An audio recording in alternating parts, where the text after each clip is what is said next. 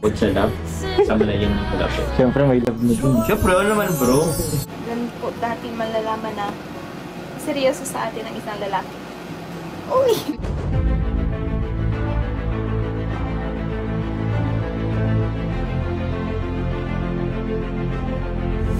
Ayun, shoutout guys. Muli po, welcome to my YouTube channel. Ito po si Kuya Julay, ang inyong katugang, ang inyong kalingap na muling babati po sa inyo ng magandang araw, magandang gabi.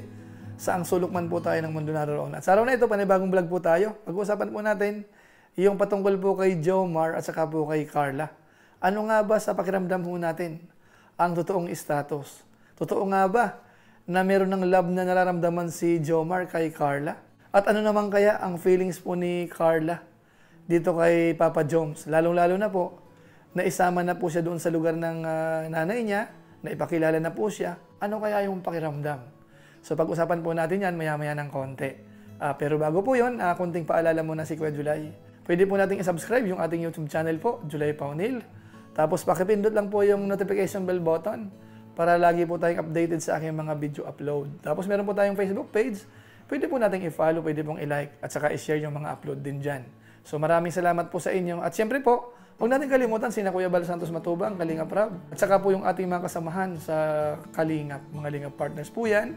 Hanay na mga reactors, K-boys, charity vloggers, at mga katukatulong po natin dyan sa Team Kalingap. So maraming salamat po sa inyong lahat.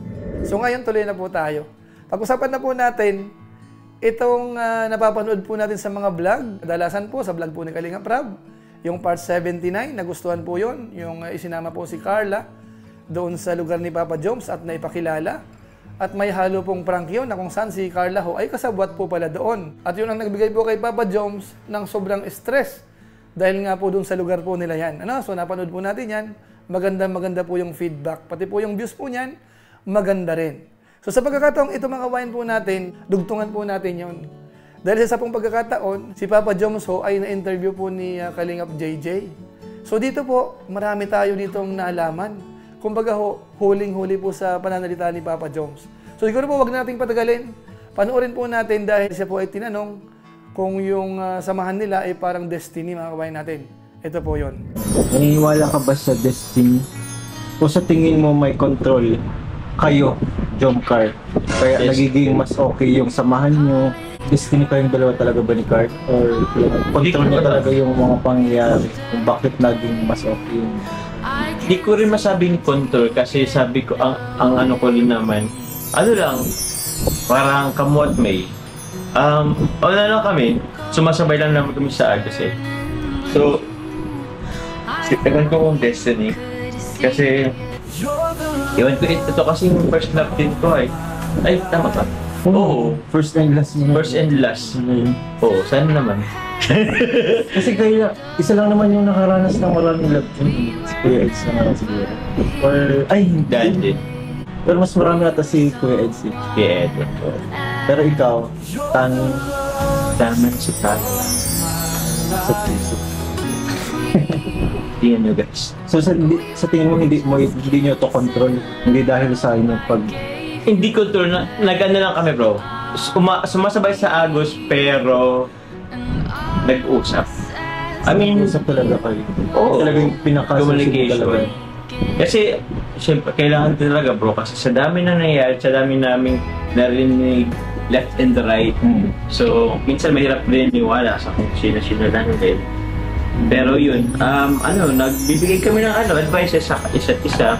Or kung may mga concern man, lang din.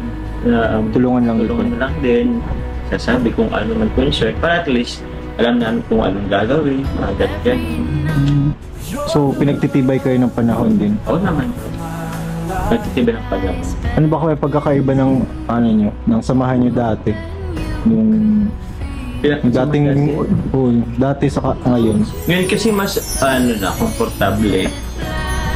Mas may trust na parang gano'n. Na-build yung trust. Na-build yung trust. Na-build yung trust. Na-build yung confidence niya. Na-build din naman yung pang-love na rin na-build. Yung love, bukod sa love. Kasama na yung love. Siyempre may love na dun. Siyempre, naman bro. May love na talaga. May love na yan. So ayan po mga kababayan po natin, hindi ho plinano yan. Sabi nga ni Papa Joms, come what may. Kaso nga lang po, habang lumilipas yung panahon, naramdaman po nila na nagbi-build na po sila ng kakaiba mga kababayan natin. Yung isa po dyan, yung trust. Tapos dito po, nabanggit po ni Papa Joms, yung love. Kumbaga po, parang namuon na po yun.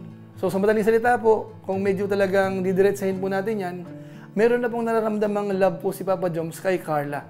At hindi naman tayo magtataka. Kahit po sa mga vlog po ni Kalinga Prab, mula pa nung nag-birthday yan, or bago pa yon, after nung birthday, kitang-kita ho natin na si Papa Joms talaga ay nagpapakita na po ng affection kay Carla. Hindi ko lang po alam kung napapansin po yan ng mga viewers po natin. Pwede niyo pong i-comment. Nice. Basta tayo po, base sa mga napapanood po natin, posible ho na yung nararamdaman nila dito sa mga vlog na ito na napapansin natin, pwede po yan na may apply din po sa totoong buhay. Ano mga kabayan natin? So ngayon po, tingnan naman po natin, dito naman po sa part po ni Carla, para maging fair naman po tayo. Meron na rin kayong nararamdaman po si Carla ng kakaiba para kay Papa Joms ho. Bagamat po sa mga vlog po, napapansin natin, talagang mukhang nahulog na rin po ang loob ni Carla kay Papa Joms. Pero mas maganda ho, marinig mismo natin doon sa kanyang bibig. Gaano nga ba na-appreciate po ni Carla si Papa Joms? Lalong-lalo na po, nung isinama siya doon sa bahay po mismo nila. Panoorin po natin. May anong feeling nang na-meet ang family ni Joms? Siyempre po, sobrang happy.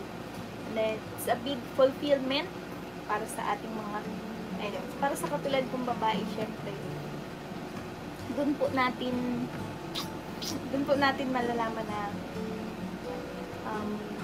importante tayo sa isang lalaki. Doon po natin malalaman na seryoso sa atin ang isang lalaki. Uy! Dami pong alam. Yun po, masaya, syempre. So ayan po mga kalingap, madali lang intindihin. May ilang binanggit po si Carla. Doon daw po sa pagpapakilala sa kanya, doon sa magulang po ni Papa Joms, ang kahulugan po noon, in short, importante po siya. Tapos, seryoso sa akin. At higit sa lahat, masaya raw po siya. Ibig sabihin ho, ang isang tao, kapag masaya, merong nagpapasaya. Paano masabi? Hindi ko na po masyadong i-elaborate po yan. Nagkakaintindihan na po siguro ang mga viewers po natin sa ibig kong sabihin, mga kabayan natin, Basta si Carla ho, kapag po ang usapan ay si Papa Joms, medyo iba po ang dating. At ganoon na rin po si Papa Joms, kapag po about Carla, ganoon din. Iba rin ho talaga mga kabayan natin. So ngayon po, dagdagan natin ng konti. Alam niyo po ba, doon po sa isang live po ni Carla, napanood natin, nung naramdaman niya po na si Papa Joms po ay nandoon, tingnan po natin yung kanyang reaksyon. Ito po yon. Kalingap Jomar is in the house. Hello po. Nagano po ikaw dyan? Good evening po.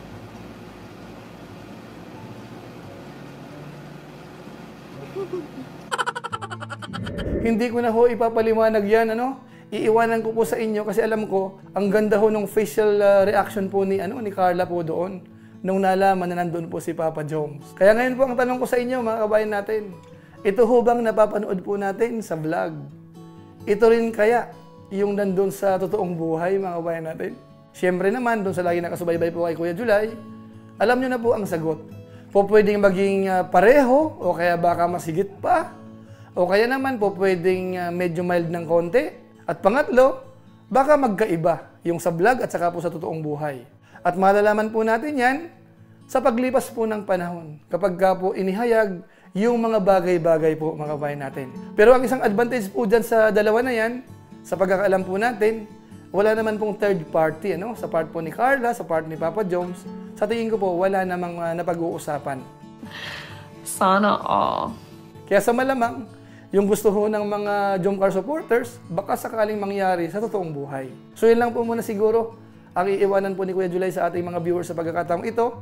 Dito po sa ginawa po nating short reaction video po patungkol kay Jomar at saka po kay Carla. At ginamit po natin yung short clips po doon sa interview po ni Kalingap JJ. So suportahan po natin yan si Kalingap JJ po. Nagtitrending na po yan, napapasama na po yan sa mga tinatabulate po natin. Doon po sa mga nagkakaroon po ng magandang views po. So maraming salamat po sa inyo. So siguro po pansamantala, paalam muna si Kuya Julay. Pero gaya po ng dati, gusto ko lang pong i-shoutout ang mga sumusunod. Tapos maraming salamat din po sa ating mga kasamahan sa COOS, Kalingap OFW Organic Sponsors, sa inyo pong patuloy na pagsuporta po sa mga babae program ni na Kuya Bal Santos Matubang. At siyempre po sa ating mga followers, mga viewers po ni Kuya July, na walang sawang sumusuporta po, nanonood sa ating mga upload, kahit po sa ating mga live streaming, sa ating Facebook page, sa YouTube channel. Maraming salamat po sa inyo, lalong-lalo na po yung mga hindi po nag-skip ng ads, masipag mag-like at saka po nag-share na ating mga videos. Kaya kung inyo po ito nagustuhan, pwedeng-pwede po nating i-share din. So maraming salamat. So muli, ito po si Kuya July, ang inyong katugang, ang inyong kalingap, na pansamantalang nagpapaalam po muna.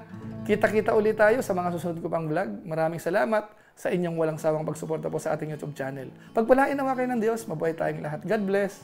Bye-bye!